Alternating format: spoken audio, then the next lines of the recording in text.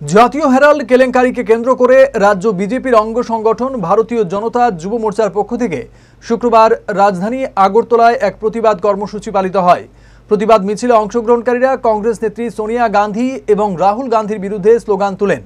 তাদের দাবি, জাতীয় হেরাল্ড মামলায় গান্ধী পরিবার দুর্নীতির সঙ্গে সরাসরি জড়িত এবং তাদের বিরুদ্ধে দ্রুত পদক্ষেপ নেওয়া উচিত। রাজপথে বিক্ষোভকারীদের হাতে ছিল নানা পোস্টার ও প্লেকার্ড।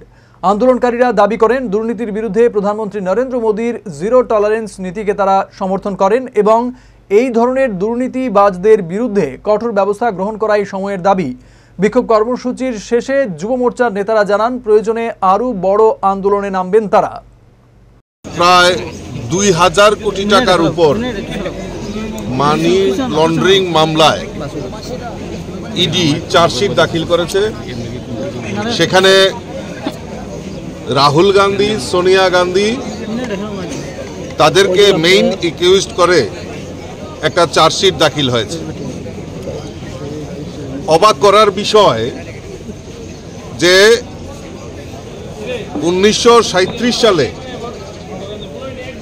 যেই সংস্থা নির্মাণ করা হয়েছিল স্বাধীনতা সংগ্রামের আওয়াজ ঘরে ঘরে পৌঁছে দেওয়ার জন্য,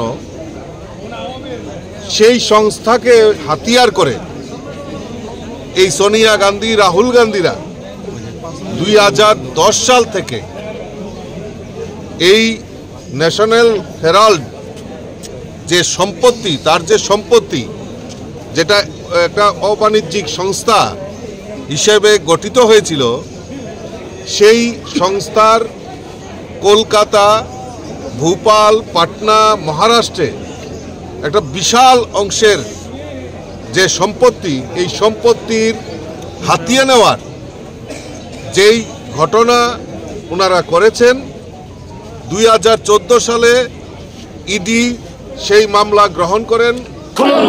खुलुमखा जत त्रिपुरा हास्टेनि लुकुरगना देशे बरम बरम न बयसते सेनानिके सारा फायो बाबा गोरिया फाइमानि शालना रगे शोरा कुमा ज्वेलर्स बे खाते साते लुकुरगन माना थांते आमजा माया फायो बाबा गोरिया जतनि नखंगो माइफार को फंकलांगे हाइना साया तलाहे थांगो